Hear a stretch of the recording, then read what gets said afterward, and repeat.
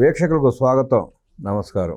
సుపరిపాలన తొలి ఏడాది కార్యక్రమం గుడివాడలో స్థానిక ఎమ్మెల్యే పార్టీ నాయకులు కార్యకర్తలు చేసుకుంటా ఉంటే వాళ్ళని రెచ్చగొట్టడానికి మాజీ ఎమ్మెల్యే కొడాలి నాని వర్గం వాళ్ళని రెచ్చగొట్టే రీతిలో వాళ్ళు కార్యక్రమం చేపట్టారు. ఎందుకు చేపట్టారో తెలియదు, ఏం చేశారో తెలియదు, ఏం చేశామని చెప్పుకోవడానికి ఆ కార్యక్రమం పెట్టారో తెలియదు. కాకపోతే రెచ్చగొట్టడానికి పెట్టారని మాత్రం స్పష్టంగా అర్థమవుతా ఉంది.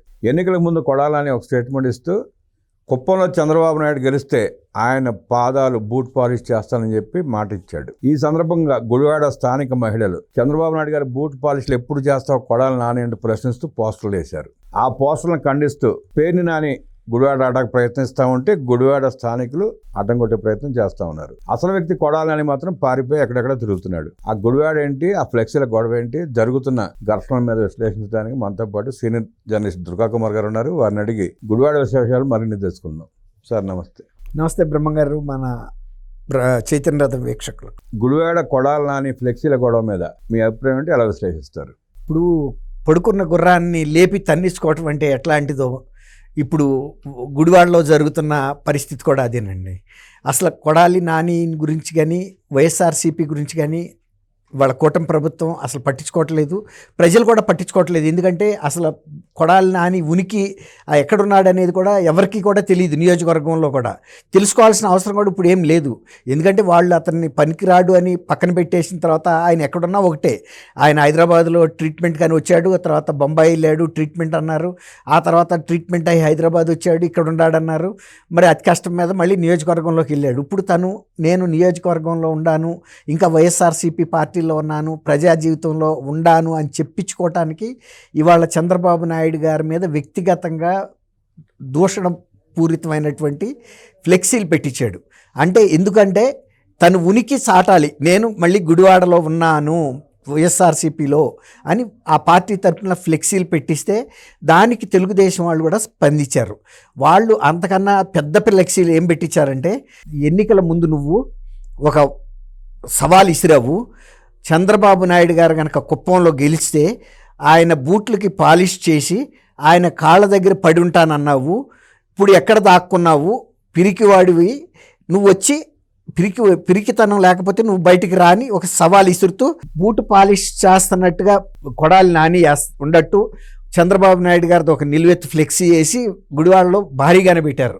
ఎందుకంటే ఆయన గతంలో ఇట్లాంటిదే ఒక సవాల్ ఇస్త్రీ ముద్రగడ పద్మనాభం గారు మాట తప్పకుండా మడం తిప్పకుండా ఆయన పేరుని మార్చుకున్నాడు. పిఠాపురంలో కనుక పవన్ కళ్యాణ్ గెలిస్తే నేను పద్మనాభరెడ్డిగా మార్చుకుంటా అన్నాడు. ఆయన చట్ట ప్రకారమే తన పేరు మార్చేసుకున్నాడు. ముద్రగడ మాటలు పెట్టుకున్నాడు. ఈ సన్నాసి పారిపోయాడు. అదే ఇప్పుడు ఎక్కడికి పారిపోయావు, నువ్వు బయటికి రమ్మని వీళ్ళు ఇప్పుడు సవాల్ ఇసిరారు. ఇవాళ కూటమి ప్రభుత్వానికి వ్యతిరేకంగా రీకాల్ కూటమి మేనిఫెస్టో అని సమావేశం పెడితే కూడా ఇవాళ నిజంగా మాజీ ఎమ్మెల్యేగా ఆయనే నియోజకవర్గ ఇన్ఛార్జ్ కాబట్టి ఉండాలి ఆ సభలో, ఆయన లేడు.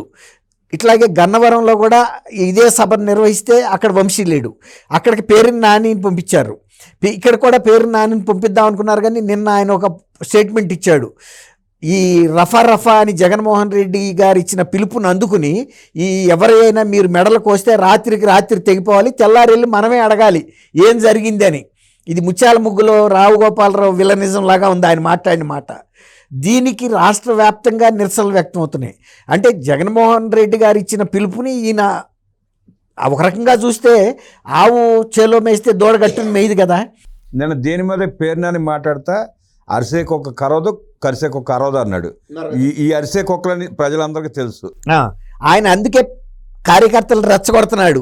మనం రఫా అంటాం కాదు, రఫా చేసి చూపించమంటున్నాడు. ఆ చూపించేదేదో ఆయన వాళ్ళ అబ్బాయి చేయాలి కానీ, ఎందుకంటే అంతకుముందు మాజీ మంత్రి నువ్వు ఆ పార్టీలో, తర్వాత మొన్న వాళ్ళ అబ్బాయికి సీట్ ఇప్పించుకున్నట్టున్నాడు కదా, మళ్ళీ సీట్ కూడా ఆయనకే ఇప్పించుకుంటాడు. కాబట్టి మీరు ముందు వరుసలో ఉన్నారు కాబట్టి అది ఎలా కొయ్యాలనేది మీరు చూపించాలి. అంతేగాని ఎవరో తల్లి కన్న బిడ్డల్ని హత్యలకు ఉపయోగించి అధికారంలోకి మీరు రావటం కరెక్ట్ కాదు కదా. ఇవాళ దాని మీద గుడివాడ మహిళలు ఎవరిని రఫా కోస్తారో రండి, మేము తెలుగుదేశం మహిళా కార్యకర్తలమే, మేము నడి రోడ్డు మీదకి వచ్చి పట్టపగలు నుంచున్నాం. అర్ధరాత్రి పూట కొయ్యటం ఎందుకు మీరు పీకలో, ఇప్పుడే కొయ్యండి మెడలో, రఫా కోస్తామన్నారు కదా, మేము నిలబడ్డాం, మీకు ధైర్యం ఉంటే నువ్వు మెడలు కోసి నువ్వు బందరల్లమని చెప్పారు పేరు నానికి. లేకపోతే ఇవాళ ఆ కార్యక్రమంలో తనే కన్వీనర్గా వచ్చి గుడివాడ నియోజకవర్గం కూడా నేనే ఇన్ఛార్జ్ అని చూపించుకోవడానికి ప్రయత్నించాడు, అది జిల్లా ప్రెసిడెంట్ అనుకుంటా, జిల్లా ప్రెసిడెంట్. అయితే ఇవాళ తను గనక వస్తాడని తెలిసే ఇవాళ వాళ్ళు అందరూ కూడా రోడ్ల మీదకి వచ్చి నిలబడ్డారు. ఆ సమావేశ మందిరానికి వెళ్ళే రోడ్లన్నీ కూడా బ్లాక్ చేసి కొయ్యి, నీకు దమ్ముంటే మళ్ళీ నువ్వు బందరు వెళ్ళిపో. ఆ మహిళలు తిరుగుబాటు వల్లే పేరు నాని గుడివాడ రాకుండా గన్నవరం నుంచి కంకిపాడు మీదుగా పారిపోయాడు బందరు. అదే కానీ అట్లా ఇప్పుడు ఎవరైనా మాట్లాడేటప్పుడు తన మీద కేసు కూడా బుక్ అయినట్టుందండి. ఎందుకంటే హింసను ప్రేరేపించటం. అవును, మెడలో రఫా రాత్రిపూట కోసేయండి, కరిసే కుక్కలు మొరిగే కుక్కలు కర్రవని. ఇప్పుడు మీరు మొరిగే కుక్కల్లాగా మనం రఫా అని అంటాం కాదు సభల్లో, ఆ పని చేయమంటున్నాడు. అది రాత్రిపూట చేస్తే ఎవరికి తెలియదు, తెల్లారేటప్పటికి పని అయిపోవాలంట. ఏంటండి ఇది? ఇప్పుడు తను కూడా ఒకప్పుడు మంత్రిగా చేశాడు, ఒక మంత్రి కొడుకు మళ్ళీ ఆయన పేరుని కృష్ణమూర్తి గారు అబ్బాయి. ఇట్లా చట్టాన్ని కనుక ఉల్లంఘించి మెడలే కోసుకుంటా వెళ్తే ఎవడ మెడ మిగలదు. ఇప్పుడు నువ్వు కొయ్యొచ్చు, మళ్ళీ మర్నాడు నిన్ను కోసేవాడు కూడా ఉంటాడు కదా. ఎక్కడికి వెళ్తాం మనం? అందరం మెడలు తెగుతాయి, ఎవడికెవడ చూస్తా కూర్చోరు కదా. ఇవాళ ఫ్లెక్సీ కనుక తెలుగుదేశం మీద పెట్టకపోతే బాబు గారి మీద వ్యక్తిగతంగా ఇవాళ కొడాలి నాని మీద ఆ ఫ్లెక్సీలు వచ్చాయి కాదు కదా. ఎప్పుడైనా స్పందనకి ప్రతిస్పందన ఉంటుంది. కాబట్టి మనం ఇతరులని రెచ్చగొడితే వాళ్ళు కూడా రెచ్చిపోయినప్పుడు మనం కూడా దాన్ని ఎదుర్కోవాల్సిన పరిస్థితి వస్తుంది. ఇవాళ మరి నిజంగా కనుక తన ప్రజా జీవితం నుంచి వెళ్ళిపోవచ్చు కొడాలి నాని, కానీ తను చేసినటువంటి సవాల్ని అమలు చేశాడనుకోండి, మనం ఎవరం కూడా మిగలము, కాలగర్భంలో అందరం పోతాం. కానీ కొంతమంది చరిత్రలో మిగులుతారు ఎవరైతే తాము చేసిన సవాల్ని స్వీకరించి అమలు పరుస్తారు. ఇప్పుడు చంద్రబాబు నాయుడు గారికి ఆయన ఒక అప్పీల్ ఇవ్వచ్చు, మీరు ఎప్పుడైనా సరే గుడివాడలో ప్రజావేదిక మీద ఉన్నప్పుడు నాకు చెప్పండి, నేను వచ్చి ఆ సవాల్ని స్వీకరించి మీ బూటు పాలిష్ చేస్తాను, మీ పాదాల దగ్గర కూర్చుని నా మాట నెరవేర్చుకుంటాను. ఎందుకంటే నేను ప్రజల ముందు ఆ సవాల్ ఇసిరా కాబట్టి ప్రజల ముందే నేను అమలుపరిచి ముద్రగడ పద్మనాభంలాగా చరిత్రలో నిలవదలుచుకున్నానని చెప్పొచ్చు. ఆయన ఇస్తాడో కూడా మనం చెప్పలేం, అది తర్వాత విషయం. కానీ నేను రెడీగా ఉండానైతే చెప్పాలి. ఇప్పుడు ఇంతరాక వచ్చింది కాబట్టి ఇష్యూ.